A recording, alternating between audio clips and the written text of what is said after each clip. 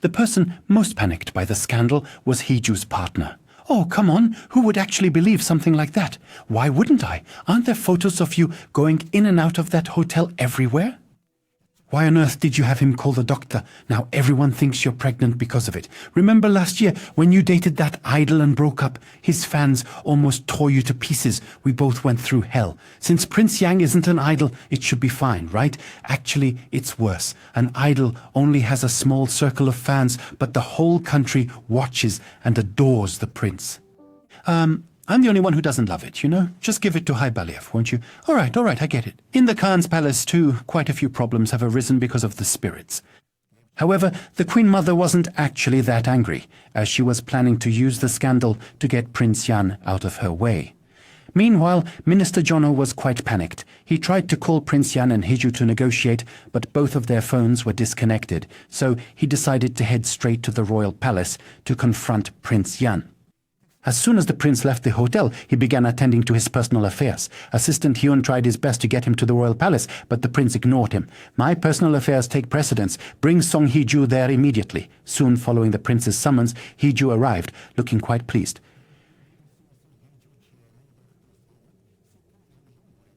Aren't you worried?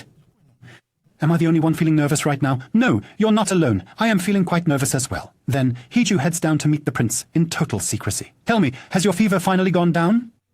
I know we only just saw each other yesterday, but I really missed you. I apologize. I truly regret that you were caught up in this whole mess. Now tell me exactly what it is you want. I'll do it. If I tell you, will you really do it? I might ask for something very difficult. Then Hee-ju takes out a dried flower from an envelope and shows it to him. That flower was the prize Hee-ju received when she beat Yang Han-hu in an archery competition back in high school.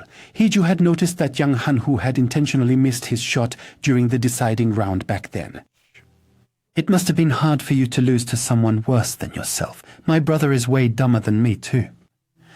I couldn't even finish school properly. I always run the businesses I'm put in charge of into the ground. And yet, my father and the board are suggesting that at the first opportunity they should remove me and appoint him as CEO.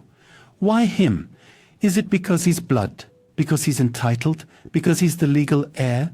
Maybe it's because he married into an aristocratic family. That is the very reason why I desire to marry you. Is it truly only for my noble title that you wish to marry me? Yes. The lack of such a title has caused me to miss out on a great many opportunities. You must now prepare yourself to become the wife of the ruling prince. Are you ready to go up against the entire nation?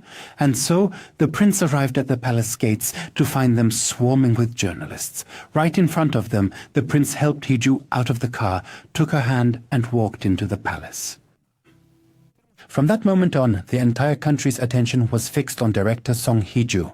Young women were busy discussing how to replicate director Song Hee-ju's makeup style, while others speculated wildly about how long a director of common birth could possibly survive in the royal palace. Upon their arrival at the royal palace, the Queen Mother requested an urgent audience with Prince Han in her chambers. Wait for me. I'll be back shortly. Alone? Are you scared? No, not at all. If you're tired, get some sleep. I won't be long. The servants were all surprised to see how close the two of them seemed. Pleased that the prince was playing his part well, Hee-ju stayed in his room while Prince Yang went to see the Queen Mother. When the Queen Mother asked the prince how he intended to quell all these rumors, he replied that he was not trying to create them. Instead, he told her of his intention to marry Hee-ju, which greatly displeased the Queen Mother. The Queen Mother was eager for the prince to marry, but she was adamant that he not wed a woman of common birth. When the prince returned to his chambers, he found a youth sitting there, eating spicy instant noodles. "Your Highness, what are you doing here so late?" "Couldn't sleep, huh? I'm not talking to you. Quiet. I found myself unable to sleep, so I came over. And tell me, what is the reason for these noodles? I was told that a full stomach helps one sleep better, that is all." Then Prince Yan escorted the king back to his quarters and warned Hee-ju never to do such a thing again. Prince Yan thought that if the king had a stomachache, not only would Hee-ju be blamed, but the Queen Mother would not let it slide if something like this happened. Besides, the Queen Mother rejected my request to marry you. She wouldn't even let the child finish a single bowl of noodles. It's not like she would have agreed right away anyway. Son, can be see. Besides, it's certain that my in-laws won't take kindly to me. a commoner. And what if your relatives keep giving me a hard time? For instance, if I get into an argument with the Queen Mother, will you take my side? Which family would you choose? I will take your side. I suppose I have to act like I'm madly in love with you, don't I? Isn't that the only way people will believe this fake marriage is real? Just then, the palace servants arrived and tried to take Hiju to another room, but the prince wouldn't allow it.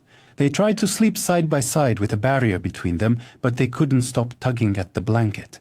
The servants heard them fighting over the blanket, misunderstood what was happening, and giggled. The next morning, when Assistant Hyun went to wake the prince, Hiju had already left for work. Her co-workers were surprised to see her arrive in the same clothes she wore the day before. "Did you really have to make it so obvious that you didn't go home last night?" Henmi says, didn't you have time to change? "I did, but I want everyone to know that I didn't spend the night at home."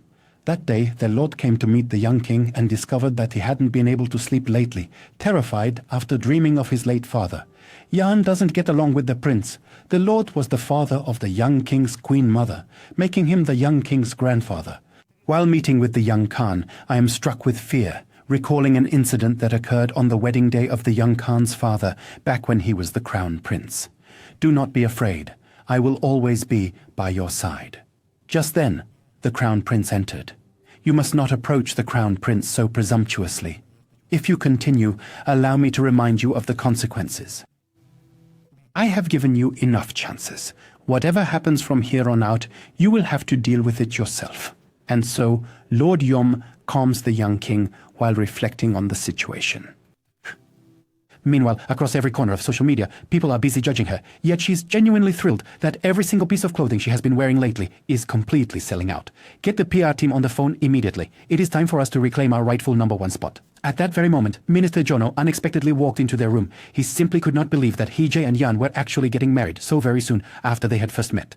She expressed her deep desire to marry Prince Hyun and told Minister Jono that she wanted to marry while he was still Prime Minister. This was because the cabinet, led by the Prime Minister, had the authority to veto the prince's marriage. At that, Minister Jono's expression darkened. "So, Brother Jono, you must approve my marriage." While Prince Yan was in his office at the royal palace, his assistant, Hyun, entered and informed him that the Queen Mother had fallen ill and had been taken to the treatment room. The two of them saw this as a convenient opportunity to delay the official announcement from the palace, as it was forbidden to make any such announcements while a member of the royal family was ill. During this, Hee-ju calls the prince and tells him she suspects the Queen Mother is just trying to buy time. Just then, some high school students throw eggs at Hee-ju, accusing her of manipulating the prince and telling her to stay away from him. This triggers Hee-ju's old habit of fighting from her high school days, and she decides to teach them a lesson. Meanwhile, Prince Yan is being buried in work. The young king's duties, the Queen Mother's responsibilities while she's ill, and all the tasks that piled up while he was away. It's just one thing after another. You should be burying your noses in your books and studying right about now, shouldn't you? Do you expect the prince to pay for your meals? But you are studying on a royal scholarship. That scholarship is meant to reward your studies, and yet you think it's acceptable to use that money to buy eggs and throw them at people? How could I have possibly turned the prince's head? Or was it him who turned mine? I should take you to court, but for your mother's sake, I will forgive you this time. Do you understand? Speak up. Say you understand. Let's get out of here. That day, Minister Jono goes to the Catholic Church for his usual prayers and meets with the priests. So, I accepted my friend's marriage, even though I wasn't happy about it. That's because Minister Jono has been doing good things since high school. That is the very reason why the sudden marriage came as such a profound shock to him. Then, when he finally arrived back home, his father was already waiting for him outside. Kishik's father believes the recent scandal is just a desperate attempt to garner some public attention. So tell me, why exactly did you decide to come here today? After all, Kishik's mother's birthday is coming up very soon. You haven't forgotten about that, have you? I remember when Kiju first came to their house. That evening, following his mother's advice, Kiju stood outside Director Sun's house until late into the night. Director Sun ordered him to be kicked out immediately, but Taeyul's mother insisted she wouldn't let him leave in the middle of the night. Then, as soon as she heard that he was Director Sun's secret child, she fainted. My life has fallen apart ever since you came to our home, and to make matters worse, you're so greedy, always competing with Taeyul. Your insatiable greed has finally pushed things a little bit too far. You need to get your hands off my company right this instant, or I will be forced to take all the necessary legal steps. And what exactly do you think you are going to do? Are you going to disown me? I can do it too if I want. Then, Director Sun Hyung-woo, listen to me. So you're going to call me by my name, huh? Since you declared that I'm not your daughter, you can call me that now.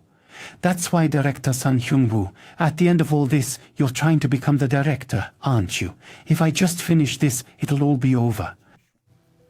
So, you've made your choice. Everyone who has ever fought me has been just like you, using tricks to try and corner me.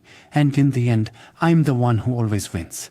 People like you always start a fight with an advantage. I guess you think you can't win otherwise. It's fine. I'm used to fighting people like you. I wish you the best of luck, but I know you are going to lose. That evening, as I sat there all by myself, completely lost in my own thoughts, the prince called. He asked me, "Are you feeling all right?" She had never heard such things from anyone before, so she felt uncomfortable. When they asked, "Did you do it?" she said, "Sorry, I'm busy. Let's meet tomorrow," and hung up the phone. When I was little, I tried my hardest to win my father's approval, but no matter what I achieved, he always treated me like I was less than a burden. "Dad, I did well in school. Buy me a bicycle, exactly like the one you purchased for Teju, and build me a house, just like the one you built for him as well. Please, amend your will and officially name me as your legal heir." That evening, when someone rang Teju's doorbell, he stormed out in a rage, baseball bat in hand, only to find Prince Yan standing right there. He is amazed that he arrived all by himself without any help. He brought the Subway sandwich that the prince-like person loves to eat. The staff at the Subway were absolutely stunned when the prince suddenly walked through the front door. Meanwhile, the assistant was in a total panic because they had somehow managed to lose track of the prince. "You sounded so incredibly down when I heard your voice on the phone earlier, but seeing you sitting there eating like this, you actually seem perfectly fine. It has been a really rough day for me. I've been getting absolutely roasted on social media all day long, and then my father came over tonight and threatened to completely disown me.